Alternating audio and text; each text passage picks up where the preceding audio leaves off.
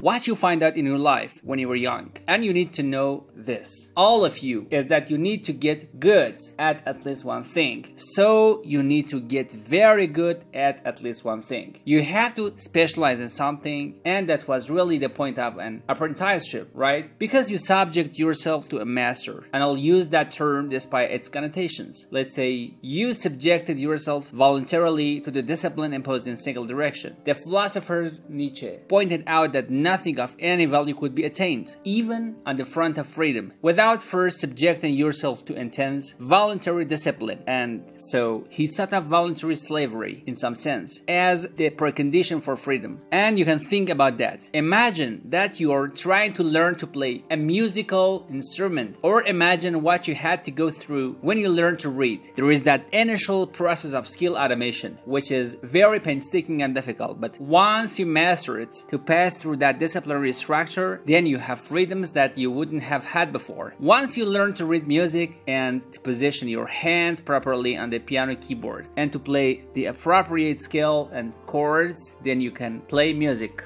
And you couldn't do that to begin with. And so the subjugation of yourself to a disciplinary structure actually frees you, which is another thing that conservatives have to tell young people. And then the other thing you will note that you do note as you get older, if you've gone through a disciplinary process or a multitude of them, is that they first narrow you as you specialize. Then as you get older and deeper into your specialization, the world broadens out in front of you. And so, for example, when I went to do my PhD, I studied alcoholism, but in order to study alcohol and its effect on the brain, I had to study neuroscience and neuropsychology. And once I started studying neuroscience and neuropsychology, for that matter, as well, that I had to understand well. Turns out I had to understand, at least to the degree I was capable, the functioning of the entire brain, because alcohol washes the entire brain like water. And so I had to write a thesis, which is a disciplinary process focused particularly on a genetic predisposition among males and multi-generational family histories of alcohol as a two alcohol rewards. And that's a very specific topic, but it didn't matter, because as I got deeper and deeper into it, it started to reconnect to the whole world. And so it's extremely useful for you to master something, pick something or more than one thing, but start with something, and in some senses it doesn't really matter what it is. It just matters that you do it. And what will happen is you will also develop the discipline that goes along with that process of self-mastery. And once you have that discipline instantiated, because you subjected yourself voluntarily to a particular goal, and you couldn't take that discipline and subject yourself to other goal as a consequence. And so you don't have to worry that if you become a master of one thing, you become a jack of no trades. The greatest people I've met, I knew a great artist in Montreal. He was a very good friend of mine, and he was a licensed taxi driver and a licensed carpenter and a licensed but pilot and a great interior director, and extremely skilled socially and a great visual artist. He had that all at his fingertips, and that was multiple masters. He had served multiple masters and become a master himself. It's okay to wander around stupidly before you fix your destination. Now, you see, that's echoed in Exodus, right? Because what happens is that the Egyptians or the Hebrews escape a tyranny, which is a kind of whatever you do personally or psychologically. When you escape from one previous set of stupidly hid and ignorant and stubborn axioms, it's like away from that tyranny. It is like,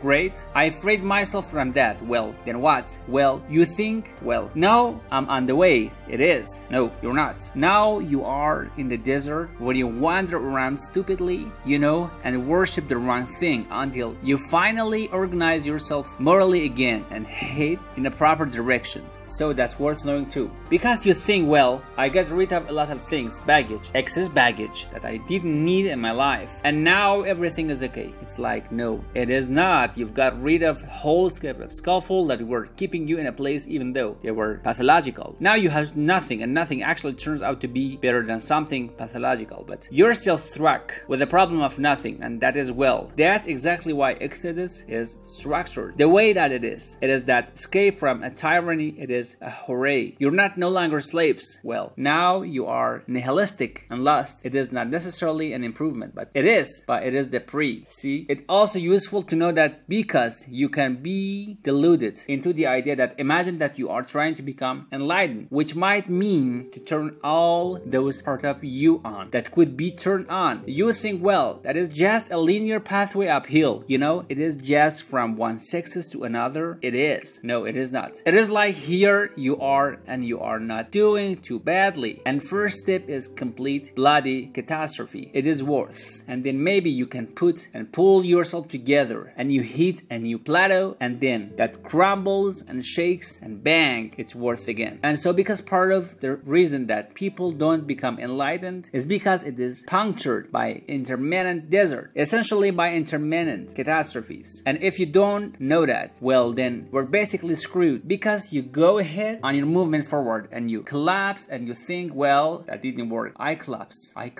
It's like Rio, at the part of the course. It is not indication that you failed. It is just indication that it's really hard, and that when you learn something, you also unlearn something. And the thing you unlearned is probably useful, and unlearning is actually a painful one. You know, let's say if you have to get out of a bad relationship, it's like not real. There isn't any relationship that is 100% bad. And so when you jump out of it, well, maybe you are in a better shape, but you're still loneless and disoriented. You don't know what your past was, and you don't know what your present is, and you don't know what your future is. That's why people stay with the devil they know instead of, looking for the devil that don't know. So once the fact that you're full of fault doesn't mean you have to stop and thank God for that. That's a really useful thing. And the fact that you're full of fault doesn't mean that you can't learn, and so you can post an ideal and you're going to be wrong about it. But it doesn't matter, because what you're right about is positioning the ideal, moving towards it. If the actual idea isn't conceptualized perfectly well first, surprise, because what are you going to do is, that's perfect, so it doesn't matter that's really positive news as far as I'm concerned, because you can actually do that, right? You can do it badly. Anyone can do that, so that's useful, okay? So like if you were an efficient person, you wouldn't have just done that, but you're not. But who cares, you still end up in the same place, and maybe the trip is even more interesting, who knows? Probably too interesting. Jung, I began to understand that the goal of a psychic development, by which he means psychological development or spiritual development, it is self. There is no linear evolution. There is only a combination of the self getting closer. It is like you're spiraling into something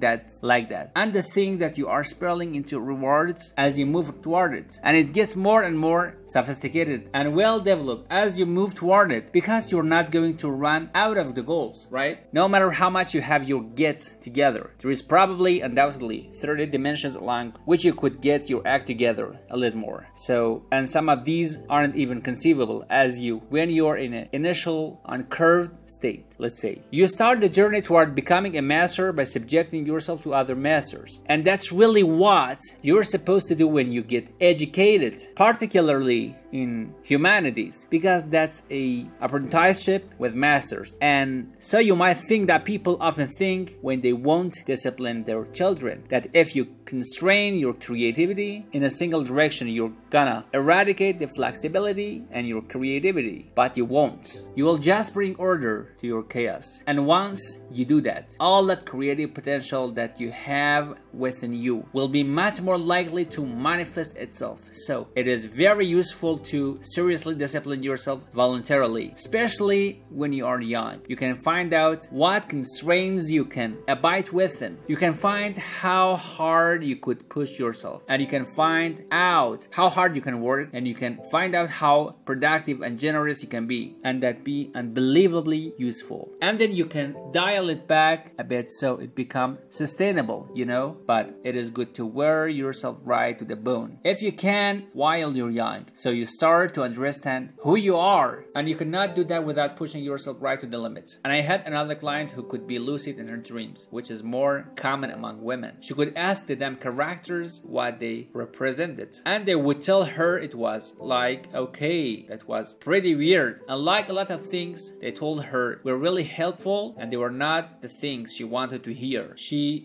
basically, one of them told her if she was going to live, she would have to go visit a slaughterhouse. And the reason for that was because she was raised as a little princess and protected from horrible mother nature until she hit puberty, in which time she turned into an evil villain, because that's how the family worked. Perfect child, evil teenager overnight. And then, well, that was hand on her, and she wasn't prepared because she thought the world was princess world, and you know, she couldn't go through a butcher store without having a fit. And no wonder, you know, like, really? Jesus, you know, it is wonder, but you do it. But she couldn't. So we used to go to butcher stores, and that would make her cry. And that she was a vegetarian, that would make her cry. And you know, the cruelty of the world. And it's like, yeah, fair enough, man. There are gladly slabs of meat. It's like, I don't know why everyone isn't screaming when they walk through a butcher store. But you've got to get used to it, man, because you can't live in a world otherwise. And so the dream character, who was Gypsy, told her that he had to go visit a slaughterhouse, which seemed rather impractical. And so I asked her if she could think of anything else to do, and she thought, well, why don't we go visit a funeral home and watch an embalming? And I thought that sounds like a funny way to spend the day. And so I phoned up a funeral prayer, and I said that a client who was terrified of death,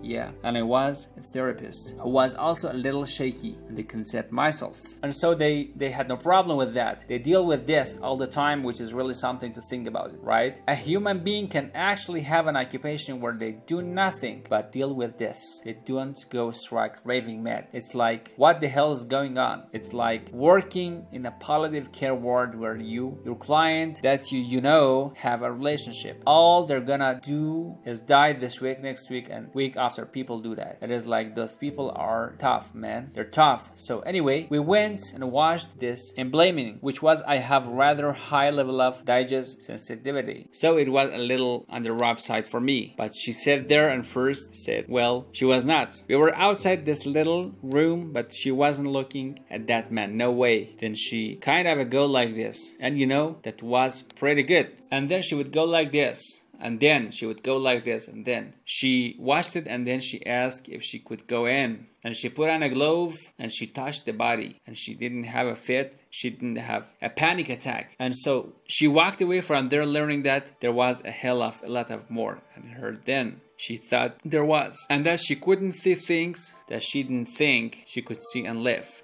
And after that, she sort of had a touch some. It is like, well, I'm kind of afraid of this. Well, it is as bad as gonna be to see an embalming. No, it is not that bad. Well, I guess I can do that. It's like an initiation, right? She had an initiation, and so do I, you know. And I learned a lot from doing that. I learned that one of the things you need to do if you're gonna be human being is to prepare yourself to be useful in the face of death.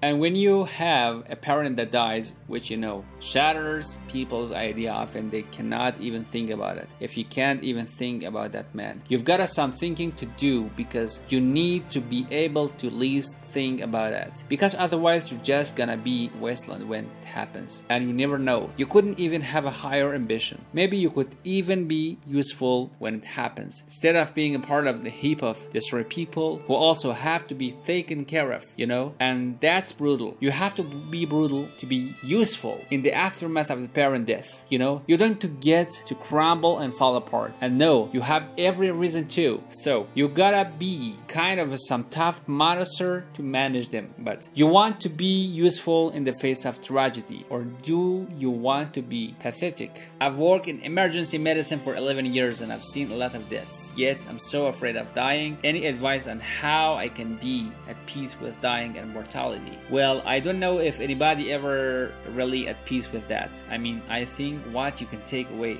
read Socrates' apology. There is two versions of it. There is the plate. There is Plato's versions, and there is, what was his name? Aristophanes. There is another version. I don't think that's right. Anyway, there is some version of Socrates' apology there. It is very short. It is only a few pages long, 15 pages or some. Read them both. Why? Well, because Socrates put together or puts forward a very interesting proposition. I don't think that's right. Anyway, there is two versions of Socrates' apology there. It is very short. It's only a few pages long, 15 pages or something. Read them both. Why? Well, because Socrates puts together or puts forward a very interesting proposition, and I don't know really what to make of it. So I asked my parents once if they could take a drug that would return them to being 18 physically, but they can't. They had all the wisdom that they've acquired over the years. They wouldn't lose that if they would do it, and they didn't say yes right away, and I don't know if they ever did tell me what they had decided, but it was interesting to me that they didn't say no right away either. It was interesting that they had to think about it, because they would think that if you were offered something approximating immortality and health, you would take it, and maybe you would, but here is the alternative proposition. And I don't know, it's not like I'm not trying to maintain myself,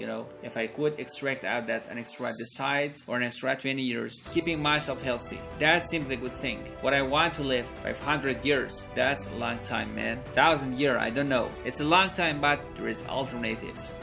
Truncate existence with death, and that's also not particularly palatable, and so it is there a medicament for mortality. Well, Socrates, what's implicit in Socrates' apology is the following idea. Imagine you lived your life fully, and that would mean that to you. You said what you had to say when you had to say. You did what you needed to do when you needed to do it, and you avail yourself of even every opportunity to came your way. Right? You wouldn't exhaust yourself in the service of your life. Let's say maybe by the time you were old, you would have had enough, when you could just let go. And you do see this with people is that you kind of know this even when you grieve. Maybe you have a relative who's 95 and they die and people are sad, but you say, well, they lived a full life, and the fuller their life, the less in some ways, the less catastrophic the demise appeared to be. And so it might be that if you fully exhausted yourself, that your life would be enough. So I know people, I mentioned this already, people who are old and look back on their life, they're often scornful and regretful for the thing they didn't do. The thing they left undone, or maybe cannot do. You could imagine those of you who've been parents maybe have grown kids now. You think, well, if you could have children again, would you? And maybe the answer is yes, but another answer is, well, I had kids already. I already did that, and if you did that, well, maybe that's enough. We have grandkids, and that's not exactly the same as having kids. It's the sort of things that kids like, right? And it's wonderful, but you made a joke about that when you were at the stage. You said they had all the advantages of children, grandchildren, with none of the disadvantages, and that's what's a joke. But everybody laughs because everybody gets that. It's great to have grandchildren like that. Would we return to our youth and do it again? Well, that's a very difficult question to answer, because you just don't have the you can tell what you decide unless that option was actually available to you. And maybe the answer is yes, and maybe the answer is no, because being there, done, unto whatever the next thing is. And so I would say, if you're afraid of death, take a look at how you're living and see if you are all in, and maybe if you are all in enough. That's good enough. I think that's right. And I think also if you are in and death visits, and it's impending, and you could say to yourself, I did everything story that I was here to do, at least then you're not gonna torture yourself with that. So as you're facing death, that's something too. You have to be tough as a diamond boots to be good, because you have to stand your ground when you have to or need to stand your ground, and you have to be able to say no when it's time to say no, and you have to mean it. Then you have to think and plan strategically so that when you're gonna say no, you can mean it and it will stick. That takes a certain amount of integrated malevolence. I would say once it is integrated, it is malevolence, it is strength, it is strength of character, it is ability to stand your ground. You have to cultivate that. You cultivate that at least in part by telling the truth. You take your place in the world as a decent person and as a decent citizen, and you play the hierarchical game properly, and that stand up straight with your shoulders back. It is like the whole world's an onslaught. You've got a tyranny of culture to deal with. You've got a catastrophe of nature. You've got your own damn malevolence and ignorance all coming to you at you. Plus the incredible, complicated, indeterminate potential of the future. It's all that comes to you, and it is all your responsibility. You can cringe away from it and afraid it, and to be victimized by it and bitter and cynical about it. No wonder, because it can be painful. Or you can turn around and you can say, man, bring it on, because there is more to me than there is to be catastrophe. This is what I discovered from looking at what I looked at. I looked at the darkest things I could look at. Really, for 30 years, I was really a lot of fun to be around. I can tell you, I looked at the darkest things that I could think of. Not only what's happened in Auschwitz and what's happened in Black, but personal issues. It's like I wasn't so much interested in totalitarians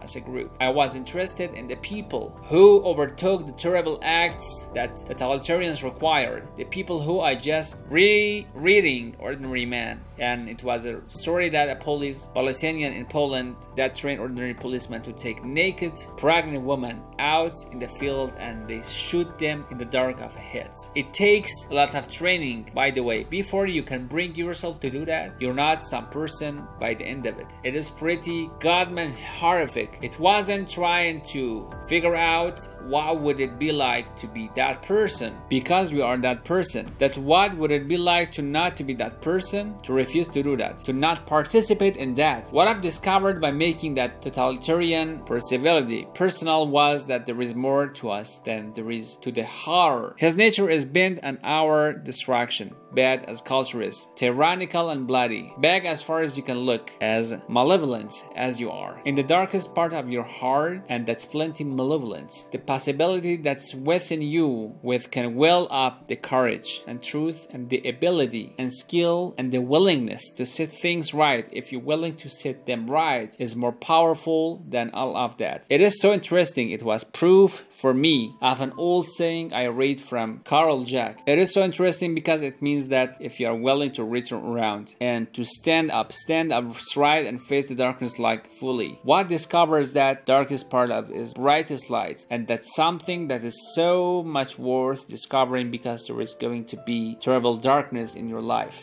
It's gonna make you cynical and bitter. It could easily be that you're not just looking at it enough. Because if you look at it enough, you didn't shy away and you brought something or everything you had to bear on it, you would find that there was more to you than you was to the other. I have people writing to me from all over the world who are saying they are doing that. They're saying, well, I cleaned up my room and I stopped saying stupid things. And my God, it's like things are way better. And it's like, who could have guessed it? And so it's low-hanging fruit, man. Because that's the other thing. If there is a lot of things wrong with you, then it's really easy to start fixing it. You've got so much territory that you can inhabit. I'll make of thee a great nation. I will bless thee. That's good. I mean, the whole nation thinks that's positive. But to have God on your side, that you might want that. When things get rough, that would be good. And make that name great, and you shall be a blessing. Wonderful. That's a good deal.